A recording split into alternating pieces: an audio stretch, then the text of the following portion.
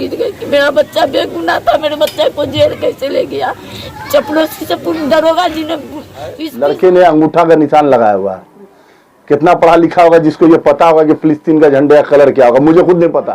हमारा लड़का जो है बेकसूर है, उसको फंसाया गया है, समझा ना, किसी ने उनको हाथ में दिया है। और मेरा बच्चा जो है एकदम बिल्कुल ही कुछ मांग नहीं करते, हम यही मांग करते कि मेरे बच्चे को जेल से रिहा करवा दीजिएगा। और मेरा मांग मोहर्रम कमेटी के सामने फिलिस्तीन का झंडा लहराने का मामला, राष्ट्र का भी बैनर लगा था, उस मामले में क्या कार्रवाई हुई थी?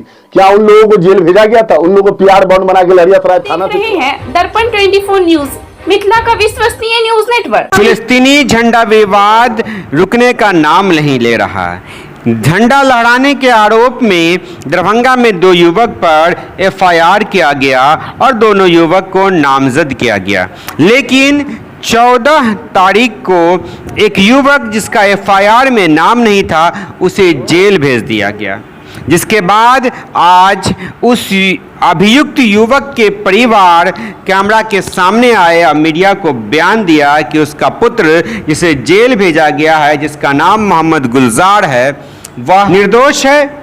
उसके हाथ में किसी ने झंडा थमा दिया और वह झंडा समझकर उसे लहराने लगा। उसे नहीं मालूम कि जिस झंडा को वह लहरा रहा है वह फिलिस्तीन का है या फिर क्या है, क्योंकि वह युवक अनपढ़ है, उसे इतनी जानकारी नहीं है कि झंडा फिलिस्तीन का ही था। और जिसने उसे थमाया झंडा वह कौन था? परिवार के लोगों ने कहा कि साजिश के तहत युवक को फंसाया गया है। और वहीं डॉक्टर जमाल हसन भी कैमरा के सामने आए और उन्होंने सवाल खड़ा करते हुए पूछ दिया कि जब पार्लियामेंट में जय फिलिस्तीन बोलने पर कोई कार्रवाई नहीं होती है। डॉक्टर जमाल हसन ने आगे पूछा कि जब ओलंपिक में सभी देश का झंडा भारत की सड़कों पर लहराता है, लोग लहराते हुए जाते हैं, तो उन पर क्या कार्रवाई होती है।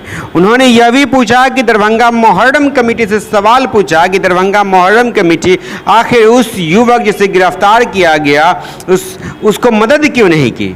उन्होंने पूछा कि दरभंगा मोहर्रम कमेटी के लोगों से संपर्क किया गया, लेकिन थाना पर दरभंगा जिला मोहर्रम कमेटी के लोग पहुंचना भी उचित नहीं समझे और अभी तक पीड़ित परिवार जिसे गिरफ्तार किया गया है उससे मिलने तक नहीं पहुंचे। आखिर दरभंगा जिला मोहर्रम कमेटी कहां है, किस प्रकार का नेतृत्व कर रही है। उन्होंने ये भी पूछा कि यदि उस युवक पे कार्रवाई हुई तो दरभंगा जिला मोहर्रम कमेटी पे क्यों नहीं कार्रवाई हुई, क्योंकि ये घटना दरभंगा जिला मोहर्रम कमेटी के कार्यालय के सामने की है।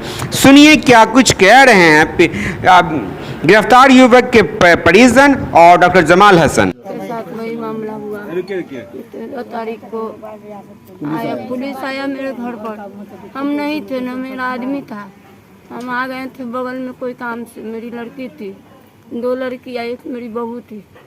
पुलिस आया, एक मरतबा आके वापस हो गया। और दूसरा बार में पुलिस इनका नाम, उनके अब्बू का नाम बता दी, तो हम लोग समझ गए कि जब नाम बता दिया गया है तो हम लोग सामने आ जाते हैं।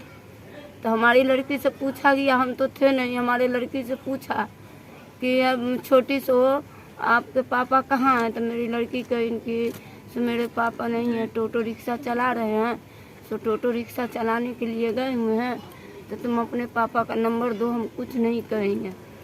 तो मेरी लड़की कही इसकी नहीं, हमारे पापा मोबाइल नहीं रखते हैं, हमारे पास में नंबर नहीं है। तब फिर सिमी बाबू गए थे, सिमी बाबू गए, अब क्या हुआ बीच में फिर जैसे बुलाए वहाँ थाना पर, मेरा बच्चा नहीं था, घर में नहीं था। फिर उसको बच्चा को भी बुलाया गया। जैसे हम लोग को जैसे जैसे एसपी साहब कही, हम लोग झूठे नहीं थे, हम लोग अपने सच्चाई पर थे कि हम लोग इस देश के लिए यहाँ पर पैदा हुए, इस देश में मर जाएंगे। झूठ बोल के हम लोग को होगा क्या? क्या आरोप लगा था आपके बच्चे को? वही आरोप लगा कि बच्चा है कहाँ, तो बच्चा को ला के दिए। आरोप वही झंडा में लगा, बच्चा को ला के दिए। हमारा बेटा था, उसी को भेजा गया, तो लेके आया बच्चा को। हम लोग को कहा एसपी साहब कि आपका बच्चा वापस हो जाएगा, हम लोग धरपकड़ नहीं करेंगे। रात भर कस्टडी में बच्चा को रखा गया। सुबह में गए, उनके पापा गए तो देखें कि कहीं की नहीं है, मुंशी जी कहीं की नहीं है बच्चा यहाँ पर। मैंने 7 बजे की बात 7 बजे की बात है तो मुंशी जी कहीं की नहीं है। तो ये पूछे कि कहाँ गए हैं बच्चा, तो कहीं की एसपी साहब आएंगे तो पता चलेगा। तो फिर हम लोग 10 बजे सब आदमी गए, 3 आदमी से गए थे लेडीज में, ऊपर में भेजे तो देखे थे कि बच्चा रो रहा है, आँख में आंसू भरा हुआ है, बच्चा को रो रहा है। हम कहें कि बेटा कुछ नहीं होगा, उसको खिलाएं तो कहीं सिपाही सब बोला कि ठीक है पहले आप लोग खा लीजिए तो बच्चा खाएगा। हम लोग पूछिए बच्चा से, एक उंगली हाथ नहीं लगाए, सब आपका बच्चा निर्दोष है। तो हम बोले उनको कि सिपाही साहब सो बच्चा मेरा कब छूट जाएगा, आज छूट जाएगा ना, तो बोली कि हाँ छूट जाएगा आज। हम लोग वहाँ से आ गए और उनके बाद शाम में पता 4 बजे चला कि बच्चा मेरा जेल जा रहा है। अपना नाम बताइए। जहारा खातून। लड़का कौन आपका लड़का है? जी मेरा लड़का है। कैमा लड़का है? कितना नंबर है? ये दूसरा है। बड़ा लड़का है बाहर में? दूसरा लड़का है। नाम क्या है? नाम मोहम्मद गुलजार है। उम्र वही 19 साल है, लेकिन आधार कार्ड से 22 साल हो गया। शादीशुदा है? नहीं शादीशुदा नहीं, अभी तो नाबालिग है। इससे पहले भी किसी तरह का कोई जेल नहीं, कभी कोई ऐसा चीज नहीं हुआ, बच्चा को किसी से मतलब नहीं है। भारत स्टोर में भी जाके आप जो है इस चीज का जो है ना, भारत स्टोर में आप जाके पता लगा, अभी तो केवल मिलवे किया। बताइए। हम रोड पर जो है ना टोटो रिक्शा चलाते हैं। हमको 2 बजे खबर मेरे घर से आया कि अब्बू आप कहाँ हैं। तो हम सोबरा स्कूल 2 पैसेंजर को लेके जा रहे थे, उतनी में हमको खबर आया। हम सोबरा स्कूल नहीं छोड़ के नीमे चौक पर पैसेंजर को छोड़ दिए। हम सीधे घर आए तो मामला पता चला कि क्या बात है। तो कैसे हमारी बचिया कि पापा ऐसे ऐसे जो ना प्रशासक आए हुए थे 2 दफे, तो आपको थाने पर बड़ा बाबू बुलाएंगे। तो हमने जो है सबसे पहले पार्षद साहब को बोले कि ऐसी ऐसी बात है, पुलिस आया तो क्यों आया, क्या बात है। हम तो ये आपके इन्होंने हमको कहा कि आप जाइए, क्या बात है नहीं है, वहाँ जाके बुझिए, हम पीछे से आपके आ रहे हैं। हमने गए, उसी टाइम में बड़ा बाबू नहीं थे। 2 मिनट 5 मिनट के बाद आए बड़ा बाबू। बड़ा बाबू कहे इसके क्या नाम है जी। तो हम कहे कि सर मेरा नाम हुआ मोहम्मद जमाल। लड़का का क्या नाम है? तो हम कहे कौन लड़का सर, मेरे पास 2-3 वो है। तो कहे जो झंडा वाला बात। तो हम कहे झंडा वाला बात है सर, तो हमको तो इसमें जानकारी नहीं है कि क्या बात है नहीं है। तो उन्होंने बोले कि गुलजार किसका नाम है। तो हम कहे कि मेरे सजिल का लड़का है। जो लड़का भारत स्टोर में 8 साल से उसके यहाँ काम करता है भारत स्टोर में। हम कहे कि सर 7 बजे सुबह में हम जाते हैं और 8-9 बजे रात में हम आते हैं। मेरा लड़का भी जो है भारत स्टोर में रहता है और 8 बजे जाता है, 9:30-10 बजे जब दुकान बंद होता है तब ये आता है। तो कहे कि आपका लड़का कहाँ है। तो हम कहे लड़का तो यहाँ नहीं है सर, 3 तारीख को हम उनके दुकान से छुट्टी मांग लिए थे भारत स्टोर से। इनकी फुप्पू का तबीयत खराब है, इनको सर जाने दीजिए भैया। उन्होंने कहा कि ठीक है तुम ले जाओ। उसके बाद जो है कहे कि तुम जहाँ भी हो तुम्हारा लड़का को बुलवाओ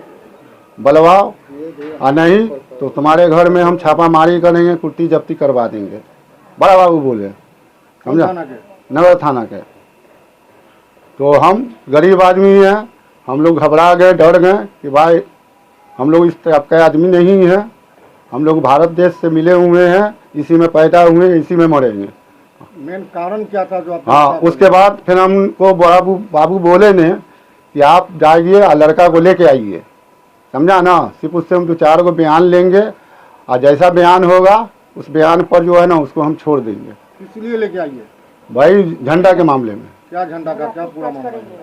झंडा के मामले में कि झंडा जो है तुम्हारा लड़का कहाँ से लाया, फिलिस्तीन वाला झंडा लाया कहाँ से। तो कहें कि सर हमको तो नहीं मालूम है कि कहाँ से लाया, ना हमको जानकारी है इस चीज़ का, आज हमको जानकारी हुआ, समझा। तो उसके बाद फिर हम लड़का को बुलवाएं। लड़का को फिर वो जहाँ फुप्पू का रहती थी वहाँ का बड़ा बाबू पता ली। फिर वो हमको कहें कि तुमको विश्वास है, हम कहें सर 1 घंटा में आ जाएगा। तो मेरा भतीजा है ये लड़का, मेरा ये भतीजा साथे थाने गया था। आपका लड़का वहाँ झंडा फहरा रहा था, झंडा जुलूस में घुमा रहा था। हम तो नहीं देखे, हम नहीं देखे, ठीक है। अब जो टीवी पर आया, इस पर आया तो उस पर हम देख रहे हैं। हम तो जो है दिन में भी जो है हम सब दिन काम करेला जाते थे, तो हमको तो नहीं देखे। क्या उसमें आपका लड़का था? लड़का है, लेकिन उसके नीचे देखिए कि उसको हाथ में दे रहा है कौन, उसको नीचे भी तो आप आइए, वही हम नहीं चिनते हैं उसको। नहीं, लड़का से बातचीत हुई, लड़का ने सच्चाई बात बोला। उसके बाद डीएसपी साहब भी आए, डीएसपी साहब भी जो है लड़का से बयान लिए, हमको साइड में बैठा दिए, बयान लिए। उसके बाद क्या बयान दिया लड़का नहीं दिया। हम कहे जो बेटा सच बात है वही बात बोलना, समझा ना। हमारा लड़का जो है बेकसूर है, उसको फंसाया गया है, समझा ना, किसी ने उनको हाथ में दिया है। और मेरा बच्चा जो है एकदम बिल्कुल ही जाहिल है, वो झंडा का कोई कदर जानता नहीं है, समझा ना। वो अपना जो है मुहर्रम का जो निशान था वो अपना भांज रहा था, वो भांज रहा था। उसके बाद नोट किसी ने उसको हाथ बढ़ा के उसको दे रहा, फिर वो पीछे बैक हो रहा है पीछे। उसको आपका लड़का चिंता है? हाँ, उसको लड़का मेरा चिंता है। कौन था वो लड़का का नाम बता रहा है, अब्दुल्ला नाम है, लेकिन उसका कहाँ का है हमको नहीं मालूम। क्या करता है अब्दुल्ला, हमको नहीं मालूम। कब की घटना है, कब प्रशासन आपको बुलाया? आप अपने बच्चे को जो हाजिर कराए थाना में, उसके बाद क्या कुछ हुआ? उसके बाद जो है बोले हमको कि तुम जाओ, हमको भी कस्टडी कर रहे थे बड़ा बाबू कि जो है तुम रात भर रह जाओ, तुम्हारा बच्चा काफ़ी घबराना हुआ है। फिर मेरा लड़का कहे कि अब्बू को जाने दीजिए सर, सो मेरी अम्मी का बहुत दिल की कमज़ोर है, सेहत उसका सही नहीं रहता है। तो फिर बड़ा बाबू कहे कि ठीक है तो तुम जाओ। फिर हम सुबह में 10 बजे करीब नाश्ता उसका लेके हम गए, नाश्ता लेके गए, बच्चा को नाश्ता वास्ता कराए, उसको 2 बिस्कुट भी हम दिए, चाय ला के दिए। उसके बाद फिर बड़ा बाबू कहे कि जो है तो आपको अब जाइए, डीएसपी साहब का कैसे भी खबर आवे, अभी डीएसपी साहब नहीं आए हैं। और डीएसपी साहब से भी बातचीत हुई थी महोदय से कि जो है लड़का अगर बेकसूर है तो उसको हम शाम तक में रिहा कर देंगे। आगे आप क्या चाहते हैं? आगे क्या चाहते हैं कि बच्चा का जो है हमारे जो है सब आदमी है यहाँ पर, बच्चा मेरा बेकसूर है, उसको रिहाई चाहिए। बच्चा आपका भी है कहाँ? बच्चा भी जो है जेल में, लहरियासराय जेल में। कितने तारीख को जेल भेजा? आप यहाँ से गया है 13 तारीख, 15 तारीख को जेल में गया, थाने में दर्ज हुआ है 13 तारीख को। कितना उम्र है आपके बच्चे का? हमारे उम्र से वैसे तो समझिए कि 22 है आधार कार्ड के हिसाब से, लेकिन अभी सारे 19 चल रहा है उसका। उसका पूरा नाम क्या है? मोहम्मद गुलजारे नाम है उसका। झंडा फहराने वाला किस तारीख का मामला है? ये मामला 1 तारीख का, पहली मिट्टी के दिन। कहाँ पे फहराया गया था? किला घाट चौराहा ऑफिस के द्वारा अभी तक क्या सहयोग मिला? अभी कोई सहयोग नहीं मिला, जबकि जो है मुहर्रम कमेटी को भी फ़ोन करके हम बुलवाए थे कि भैया आपके तरफ से कुछ अगर मदद मिलता है तो आप कर दीजिए, गरीब का बच्चा, आपके मोहल्ले का भी बच्चा हंस रहा है तो आप कुछ मदद कर दिए। तो कैसे ठीक है, तो हम फ़ोन कर से जो है ना हमसे जहाँ तक होगा हम मदद करेंगे, लेकिन ऐसा कोई बात। बच्चा को हाजिर करने में मुहर्रम कमेटी भी आप पर दबाव बनाई थी क्या? जी नहीं, वो हमको जो है हम पहले ले गए थे मुहर्रम कमेटी में बच्चा को, तो वहाँ जो है ऐसा कोई बात नहीं बोला। इन्होंने बुलाए हमको कि जाओ आओ पहले मुहर्रम कमेटी में, वहाँ क्या होगा नहीं होगा। तो वहाँ भी हम देखे कि हम चुपचाप बाप बेटा और 2-4 लोग भी मेरे साथ गए थे, लेकिन ऐसा कोई बात नहीं बोला, सीधे हम लोग थाने लेके चले गए। अपना परिचय दीजिए पूरा। हम अपना, मेरा नाम हुआ मोहम्मद जमाल, घर लालबाग जिठियाई। दरअसल मुहर्रम की पहली तारीख को किला घाट में मुहर्रम कमेटी के सामने फिलिस्तीन का झंडा लहराने का मामला सामने आया और उसको लेकर यहाँ के जो सांसद है गोपाल जी ठाकुर, माननीय गोपाल जी ठाकुर ने भी जो है पोस्ट उस्ट किया था। तो उस मामले को लेकर जो है गिरफ्तारी हुई, हमारे मोहल्ले के हैं ये जमाल साहब, उन्हीं के बच्चे की गिरफ्तारी की गई 13 या 14 तारीख था, 8वीं का, हम अपने जाके कुछ 7वीं को, 14 तारीख को इनके घर पर पहले सबसे पहले पुलिस आई तो इनको खोजा गया, ये नहीं थे। उसके बाद जो है मेरे पास ये आए, इनको मतलब टेम्पू चला रहे थे, इनके घर से खबर गया तो ये आए मेरे पास टेम्पू चलाने के बाद। इन्होंने मुझसे कहा कि ऐसे ऐसे थाना पर हमको बुलाया गया। तो हम बोले क्या मामला है? तो कैसे मामला समझ नहीं। हम कहे एक काम करो, थाना पर अगर बुलाया 2 बार तुम्हारे आ चुका है, घर का फोटो भी खींच के ले गया था, तो हम कहे एक काम करो कि अपने भतीजा को लेके जा, अकेले मत जाना। तो हमने इसके भतीजा को साथ में भेजा, तो ये थाना पर गए तो वहाँ इनका मामला खुल कर आया कि फिलिस्तीन का झंडा जो है इनका बेटा लहरा रहा था। ठीक है, तो भाई वहाँ पर इनको बोला गया कि बेटा को प्रेजेंट करो, बेटा था नहीं। उसके बाद इन्होंने अपने बेटा को वहाँ बुलवाया, देखिए बेटा भी आया इनका, वहाँ पर बयान भी दिया गया। जहाँ तक जब लड़के से मैंने पहले पूछताछ किया कि तुम इस मामले में कहाँ पर है, तुम झंडा लाया था, तो लड़के ने कहा कि नहीं झंडा मैंने नहीं लाया था, मुझे पता भी नहीं है। आप एक ये डॉक्यूमेंट देखिए, ये कोर्ट में सबमिट किया गया है, लड़के ने अंगूठा का निशान लगाया हुआ है। कितना पढ़ा लिखा होगा जिसको ये पता होगा कि फिलिस्तीन का झंडा का कलर क्या होगा, मुझे खुद नहीं पता। मैं ये जो इस बीच में जो इतने मामले को उसमें जो झंडा घुमा, तो मुझे ये अभी भी मुझसे पूछा तो मुझे पता नहीं कि कलर क्या है, लेकिन ये समझ में आया, मेरे जैसा पढ़ा लिखा आदमी भी पता नहीं फिलिस्तीन है, क्योंकि हम लोग एक ही झंडा जानते हैं, तिरंगा झंडा जो अपने देश का है, तो हम लोग उसको जानते हैं, उसको पहचानते हैं। तो इस मामले में उस लड़के को बुलाया, अगर ये गार्जियन में डिफॉल्ट होता या उस लड़के में फॉल्ट होता तो लड़का भागता या गार्जियन भागता। गार्जियन ने प्रशासन का सहयोग किया, अपने बच्चों को भी प्रेजेंट किया। फिर उसके बाद जो है डीएसपी साहब आए, थाना प्रभारी से मेरी बात हुई, थाने पर मैं मौजूद हूँ, उस दिन से आज तक मौजूद हूँ इन लोगों के साथ। तो वहां पर प्रभारी महोदय ने भी इस बात को माना और डीएसपी साहब ने भी मेरे सामने इस बात को माना कि नहीं, लड़के की इसमें कोई गलती नहीं, लड़का झंडा नहीं लाया है, लड़का को झंडा किसी और ने पकड़ा, लेकिन हम इसका मोबाइल मंगा लेते हैं, मोबाइल में हम चाहते हैं कि डिटेल देखना, क्योंकि ये झंडा जो है या तो ये बनवाया जा सकता है सिला के, या ये फिर झंडा ऑनलाइन आ सकता है, क्योंकि ये झंडा अवेलेबल नहीं हो सकता मार्केट में। तो फिर मोबाइल मंगाया गया, लेकिन उसके बाद जब ये बात जब लोगों ने कबूला, मतलब जो प्रशासन कह रही है कि नहीं आप आ गए मेरे बुलाने पर, आपने अपने बच्चे को प्रेजेंट कर दिया, तो फिर इस लड़के को जेल के अंदर भेजने का क्या कारण था? और अगर मान लीजिए फिलिस्तीन झंडे का मामला इतना बड़ा था, तो मुझे एक सवाल का जवाब चाहिए बहुत अच्छे से, कि देश के सबसे बड़े संसद में, सदन में खड़ा होकर कोई आदमी इस देश का, जिसका नाम ओवैसी का आप सभी लोग जानते हैं, वो फिलिस्तीन जिंदाबाद की नारा दिया, वहां प्रधानमंत्री मौजूद, वहां गृह मंत्री मौजूद, वहां रक्षा मंत्री मौजूद, उस पर कौन कार्रवाई हुई? ये मतलब कानून का दो पैमाना क्यों चल रहा है? दूसरी चीज, अगर फिलिस्तीन झंडे का या किसी भी देश के झंडे का ये मामला अगर था, तो इसका मॉक ड्रिल क्यों नहीं हुआ? कि जैसे किसी को अगर आर्म्स बंदूक अगर है, ये लाइसेंस वाला ही रख सकता है, गैर लाइसेंसी बंदूक रखेगा तो उसकी सजा की, ये डर अगर लोगों को बता दिया गया होता तो इस तरह के मामले नहीं होते। और अगर फिलिस्तीन के झंडे के मामले, फिलिस्तीन की एम्बेसी क्यों इंडिया में बंद की जा रही है? उस दूतावास को बंद कर दिया, वहां भी फिलिस्तीन का झंडा लहरा रहा है। और मेरा एक सवाल और भी है आप मीडिया के साथियों के माध्यम से, कि इस तरह से जो माहौल क्रिएट किया जा रहा है, जो हमारे दरभंगा के सांसद गोपाल जी ठाकुर ने इस मामले बोला, तो इससे रामनवमी के समय में हिंदू राष्ट्र का भी बैनर लगा था, उस मामले में क्या कार्रवाई हुई थी? क्या उन लोगों को जेल भेजा गया था? उन लोगों को पीआर बॉन्ड बना के लहरियासराय थाना से छोड़ा गया? तो फिर इस बच्चे के साथ ऐसा क्यों? आप कानून कहता है कि 100 गुनहगार को सजा दीजिए, लेकिन एक बेकसूर को सजा नहीं मिलना चाहिए। उस बच्चे ने यह बयान दिया मेरे सामने कि मुझे ये पता नहीं था झंडा। आजकल जो इंस्टाग्राम का एक बहुत बड़ा कहानी चल रहा है, जो आप जानते हैं, सभी को पता, हर घर के हर इंसान को पता है कि गंदगी फैली हुई है। उस इंस्टाग्राम पे उस लड़के ने सिर्फ कलर का झंडा देखा, 2-3 कलर का, उसको नचा के 30-40 सेकंड का वीडियो बना लिया। तो एक अनजाने में की हुई गलती पर इतनी बड़ी सजा, आपने अपराधियों के बीच एक जो है अपराधियों का जमावड़ा जेल के अंदर होता, उसमें आपने एक मासूम बच्चे को अपराधी बनाने के लिए छोड़ दिया। तो और मुझे यह समझ में नहीं आता है कि अगर मुहर्रम नहीं होता तो शायद ये झंडा नहीं निकलता। तो आपको ये बता, पहले तो ये जानना होगा कि वो झंडा कहां पड़ा गया, सीधा सीधी मुहर्रम कमेटी के दफ्तर के सामने। तो मुहर्रम कमेटी पर कार्रवाई क्यों नहीं हुई? इस मामले पे मुहर्रम कमेटी पर भी तो कार्रवाई होनी चाहिए। ये परिवार मुहर्रम कमेटी के जो ओहदेदारान है, जो पदधारी है, उनसे बात किया, रिक्वेस्ट किया कि हम गरीब आदमी हैं, हमको मदद की, क्यों उन लोगों ने किनारा कसी किया? फिलिस्तीन झंडे का मामला क्या है? क्या ऐसा कोई कानून है कि आप इस देश में क्यों इतने जो ओलंपिक के खेल होते हैं या इस देश में आके जो क्रिकेट खेलने के लिए लोग मैच होते हैं, हर देश का झंडा लहराने के लिए लोग आता है, तो क्या उसमें आप गिरफ्तार करते हैं सबको? ये कहाँ का नियम है? तो ये चीज। और फिलिस्तीन का झंडा क्यों निकला, इस पर भी बात होनी चाहिए।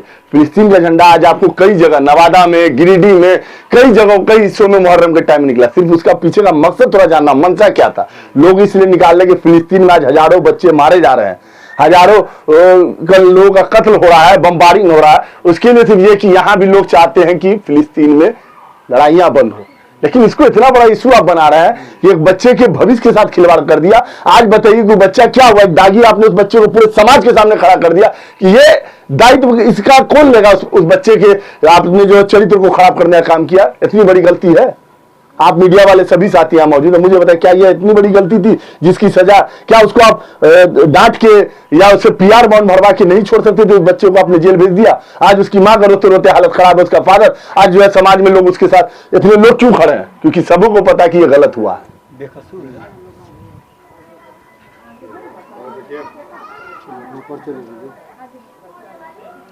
चीज जानते हैं हम, और आज फिर वही बात बोलेंगे, अभी फिर हम बोल रहे हैं, मुहर्रम नहीं होता तो झंडा नहीं निकलता। और मुहर्रम का झंडा के वो झंडा फिलिस्तीन का कहां फहराया गया है? मुहर्रम कमेटी के दफ्तर के ठीक सामने। तो आपने कार्रवाई अगर करनी चाहिए। जिम्मेवारी किसकी थी? अगर मेरा बच्चा गलती कर रहा है तो गार्जियन वहां मौजूद है, उसकी जिम्मेवारी है इस चीज को रोकना। लेकिन फिलिस्तीन झंडे का अगर कोई मामला था कि इस देश में किसी एजेंडा नहीं, तो खेल बंद करवा दीजिए। आप यहाँ ओलंपिक बंद करवाइए, आप यहाँ की जो हम क्या करते हैं सीधा सीधी, आप क्रिकेट का मैच यहाँ बंद करवाइए, जितनी भी मैच दूसरे देश का होता है उसका बंद करिए, क्योंकि इसके झंडे इस देश पर घूमते हैं, लोग लेके घूमते हैं। क्या कीजिएगा? सबको जेल के अंदर भेजिएगा? ये चीज तो हमको समझ आ रही है कि इस मामले पर इतना कठोरतम कार्रवाई क्यों किया गया किसी बच्चे के साथ। ये चीज अगर सरकार अपने, और दूसरी बात अगर इस मामले पर था तो इसका मॉक ड्रिल क्यों नहीं करवाया प्रशासन ने कि यहाँ कोई भी झंडा दिखेगा हम उसकी गिरफ्तारी करेंगे। सबसे क्षेत्र रहता गार्जियन को रहता है बच्चा तुम जो जाएगा उसको पता, वो तो इंस्टाग्राम में वीडियो बनाने के चक्कर में ये माहौल हुआ। लेकिन हमको नहीं लगता कि इस तरह का सख्त कदम, मैं जानता हूं प्रशासन पर भी दबाव की राजनीति हुई है, ये मैं नहीं समझ रहा, ऐसा नहीं है।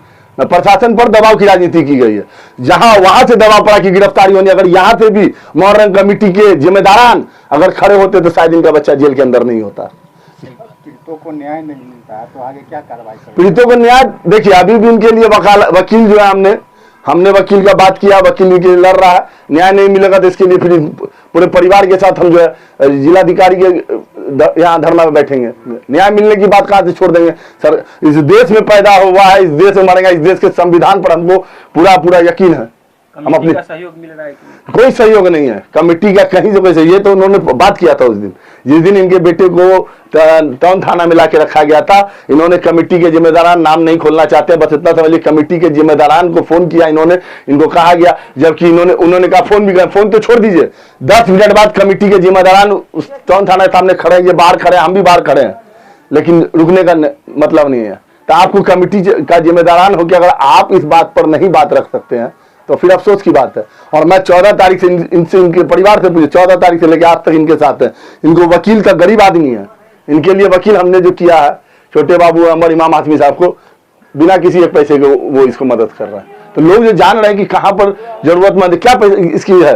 ये बेचारा डेली कुआं खोदने वाला, डेली पानी पीने वाला आदमी, इसका बच्चा ही वैसे ही सुबह 8 बजे से नौकरी करता है, वहां काम करता है, बाप बेटा सब कमाता है तो घर चलता है। जमाल जी, अभी लड़का के पिता ने आरोप लगाया है कि बच्चे के हाथ में किसी ने झंडा दिया, क्या आपको जानकारी कौन लोग दिए, कहाँ के? देखिए हमको ये जानकारी है, मुहर्रम कमेटी के दफ्तर में झंडा जमा किया गया, टी शर्ट पहना था उसको जमा किया गया, तो ये मुहर्रम कमेटी की लड़कर है ना।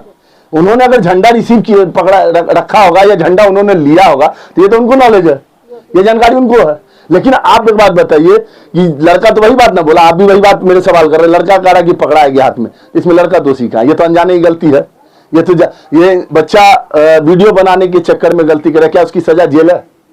क्या उसको जेल भेज देना एकमात्र मतलब यहाँ का सजा हो गया कि अगर कोई बच्चा अगर जाने अनजाने में कोई गलती कर जाए उसको हम जेल भेज दें? वीडियो की भी तफ्तीश पूरी होनी चाहिए, वीडियो की तफ्तीश होनी चाहिए थी। दूसरी बात हम आज भी बार बार कह रहे हैं ना कि सबसे पहले एक काम कीजिए, फिलिस्तीन जिंदाबाद के नारे लगाने वाले को जेल के अंदर भेजिए, उसके बाद ये झंडा लहराने पर बात होनी चाहिए। आप देश के प्रधानमंत्री बैठे हैं, देश के गृह मंत्री बैठे हैं, देश का रक्षा मंत्री बैठा है, पूरे संसद में भीड़ लगी है, वहां कोई फिलिस्तीन जिंदाबाद का नारा लगा, उसकी गिरफ्तारी नहीं करके एक झंडा लहराने पर आप जो उसको जेल भेजे, तो उसको जेल क्यों नहीं भेजे? ये दोहरा रवैया क्यों कानून का? मतलब पैसे वाले हैं, सांसद है तो उनके लिए सब माफ है? ये कानून इस देश में चला है। गरीब का बच्चा टेम्पू चलाने वाला लेबर क्लास का तो उसको जेल के अंदर भेज दिया, सक्षम नहीं है, तो इसका मतलब है कि इनको वैसी जैसा ही कुछ होना चाहिए था तो इनका बच्चा ही बच जाता था। क्या नाम है? Doctor Jamal Hasan. Thank you for watching Darpan 24 news. खबर को सबसे पहले पाने के लिए यूट्यूब पर देख रहे हैं तो सब्सक्राइब करें, फेसबुक पर देख रहे हैं तो फॉलो करें। कमेंट्स में अपनी राय या अपने आस पड़ोस में समस्या हमें बताएं। हमें सपोर्ट करने के लिए लाइक और शेयर अवश्य करें। धन्यवाद। Thank you for watching Darpan 24 news. खबर को सबसे पहले पाने के लिए यूट्यूब पर देख रहे हैं तो सब्सक्राइब करें, फेसबुक पर देख रहे हैं तो फॉलो करें। कमेंट्स में अपनी राय या अपने आस पड़ोस में समस्या हमें बताएं। हमें सपोर्ट करने के लिए लाइक और शेयर अवश्य करें। धन्यवाद।